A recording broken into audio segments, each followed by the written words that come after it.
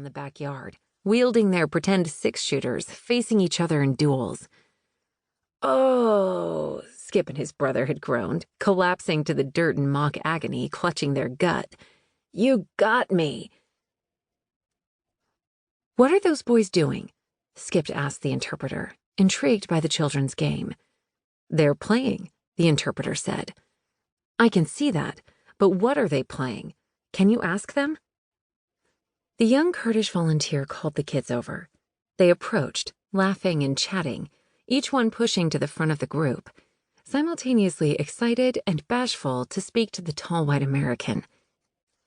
After a rapid-fire back-and-forth conversation, the boys ran off and continued their game in the narrow alleys between the long rows of white tents. In moments, they disappeared. But Skip could still hear their shouts. The interpreter turned to give Skip the explanation. "They told me they are playing war. They are fighting each other. Some of the boys are the Iraqi army or Peshmerga, and the other boys are pretending to be ISIS." Children will always play with what they're given, won't they? They will create their own toys if they don't have any. Cardboard boxes, sticks, rocks.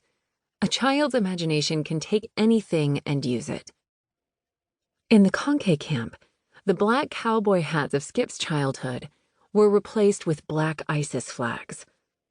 Killing was the game the children knew, and it was the game they played. They were pretending to be ISIS, the very group that had displaced them, because they had nothing else. We see images these days on our screens and in our newspapers. And when the images are too painful or horrific or sad, most of us turn away or change the channel. Few of us look at these images for more than 2 or 3 seconds. It's too awkward, too uncomfortable, too jarring. They hurt too much, and we are left with a feeling of helplessness, something we don't know what to do with. So we look away. We've become used to averting our gaze. In essence, we've become blind. I think of one particular blind man's interaction with Jesus. So Jesus answered and said to him, "What do you want me to do for you?" The blind man said to him, "Rabboni, that I may receive my sight." Then Jesus said to him, "Go your way. Your faith has made you well." And immediately he received his sight and followed Jesus on the road. Mark chapter 10, verses 51 and 52. What can we do to be healed of this self-inflicted blindness? Even if we see the images on television and don't look away, it's not on the screen for more than a flash. We're fed bite-sized portions, only enough to keep us on the hook through the next commercial break. They tell us a body washed up on a beach, or children were found in the rubble. But we don't actually see death. We are shown the outside of the ambulance, or the waves on the sand, or the workers combing the shore for clues. We look, we glance, but we don't see. The horror is edited away.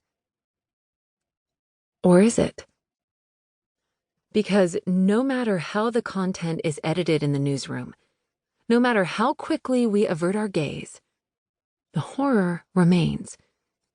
The little boy is dead and washed up on the shore. The reality of this does not change just because we look away.